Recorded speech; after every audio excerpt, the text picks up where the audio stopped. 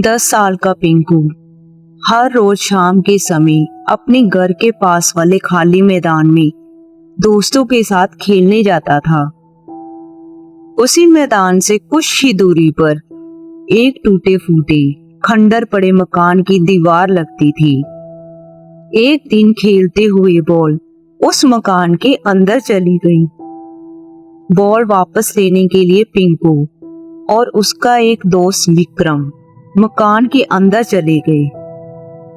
Ball ढूंढते वक्त पिंकू को खंडर पड़े हुए कमरे के कोने में एक पुराना कैमरा दिखाई देता है। वो कैमरे को पकड़कर देखने लगता है। वो कैमरे को चेक करता है। कैमरा पुराना जरूर था, लेकिन काम करने की हालत में दिखता था। पिंकू को तस्वीरें खींचने का बहुत शौक था। उसने सोचा कि इस कैमरे से खेलना मजेदार रहेगा। उसने सबसे पहले अपने दोस्त विक्रम की फोटो ली। तभी कैमरे में से एक अजीब तरह की फोटो निकली। उसमें विक्रम का चेहरा बहुत ही अजीब लग रहा था। उसके चेहरे पर एक भयानक स्माइल थी। उसकी आंखें बिल्कुल ही खाली और काली पड़ी हुई थी। पिंकू और विक्रम फोटो देखकर बहुत घबराए, पर उन्होंने इस बात को सीरियसली नहीं लिया। पिंकू ने कैमरा अपने पास रख लिया और उसे लेकर अपने घर चला गया। अगले दिन सुबह पिंकू को एक बहुत ही बुरी खबर मिली। विक्रम की रात में अचानक मौत हो गई थी। उसकी मौत की वजह का किसी को भी पता नहीं चला। उसके घर वाले सदमे में थे। पिंकू ये बात सुनकर बहुत डर गया, लेकिन उसने इस बात को एक संयोग समझा। कुछ दिन बाद पिंकू ने उसी कैमरे से अपने दादाजी की तस्वीर खींची। उसके दादाजी ने बहुत खुश होकर वो तस्वीर खिंचवाई, पर जब तस्वीर कैमरे से बाहर आई तो उसे देखकर पिंकू डर गया। उस तस्वीर में उनके दादाजी के चेहरे पर एक भयानक स्माइल थी और उनकी आंखें पूरी तरह खाली और काली पड़ी हुई थी। दोनों ये तस्वीर देखकर बहुत डर गए, लेकिन दादाजी ने पिंकू को डरते हुए देखकर इस बात को नजरअंदाज कर दिया और कहा, शायद कैमरा पुराना होने की वजह से ये तस्वीर ऐसी आई है। लेकिन उसी रात जब उसके दादाजी सो रहे थे तो उनके दादाजी को एक भयानक हंसी सुनाई दी। जब उन्होंने उठकर देखा तो उनके सामने एक काली परछाई थी, जिसके चेहरे पर एक भयानक स्माइल थी। उस परछाई को देखने के बाद दादाजी का क्या हुआ किसी को कुछ नहीं पता। बस सुबह उनके घर वालों को दादाजी की लाश मिली। दादाजी की ऐसी अचानक हुई मौत से पिंकू बहुत डर गया। अब पिंकू को धीरे धीरे समझ आने लगा कि वो सब कुछ उस कैमरे की वजह से हो रहा है।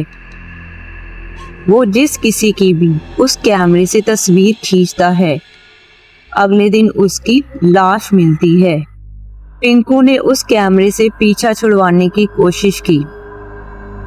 उसने कैमरा जाकर उसी खंडर पड़े हुए घर में रख दिया, लेकिन पर जब वो घर पहुंचा तो कैमरा उसके बिस्तर पर पड़ा हुआ मिला। ये सब देखकर वो बहुत ही डर गया। उसने कैमरा दूर किसी कूड़ेदान में भी फेंका, पर उसे वो कैमरा उसी के घर पर ही मिला। एक बार उसने बैट लेकर उस कैमरे को तोड़ने की कोशिश की। कैमरा टूट गया, लेकिन थोड़ी देर बाद वो कैमरा बिल्कुल सही सलामत पिंकू को अपने कमरे में मिला। पिंकू अब बहुत ही उदास और परेशान रहने लगा। वो रात रात भर सो भी नहीं पाता था। उसकी ऐसी हालत देखकर उसकी माँ ने इसकी वजह पूछी। तब पिंकू ने अपनी माँ को अपने साथ हुई सारी घटना के बारे में बताया। जब उसकी माँ ने कैमरे को देखा तो वो समझ गई कि ये कोई साधारण कैमरा नहीं हो सकता। अब उसकी माँ उस शापित कैमरे से छुटकारा पाने के लिए एक पंडित को फोन लगाती है। पंडित उनके घर पर आता है, उस कैमरे को देखता है और देखते ही बता देता है कि ये एक शापित कैमरा है। इस कैमरे के ऊपर एक बहुत ही बुरी आत्मा का साया है। जिस किसी की भी इस कैमरे से तस्वीर खींची जाती है, उसकी आत्मा उस कैमरे में कैद हो जाती है और उसका शरीर मर जाता है।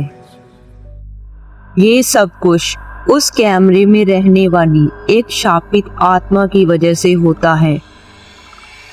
पंडित जी ने बताया कि इस शाप को खत्म करने के लिए एक आखिरी तस्वीर खींचनी होगी, लेकिन ये तस्वीर उसी खुद के कैमरे की होगी।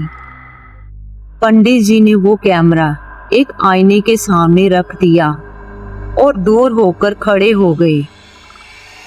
उन्होंने एक डंडे की मदद से उस कैमरे का बटन दबाया और उस कैमरे की तस्वीर खिंच जाती है। तस्वीर खींचते ही कैमरे में से एक खौफनाक चीख निकलती है और एक काली परछाई कैमरे के अंदर से बाहर निकलकर हवा में गुम हो जाती है और कैमरे में आग लग जाती है। अब कैमरा पूरी तरह से नष्ट हो गया था और पिंकू उस कैमरे के शाप से बच गया। लेकिन पिंकू के दिल में इस खौफनाक घटना की यादें हमेशा के लिए कैद हो गई। अब वो जानता था कि कुछ चीजें इतनी खौफनाक होती है कि उनसे दूर ही रहना चाहिए।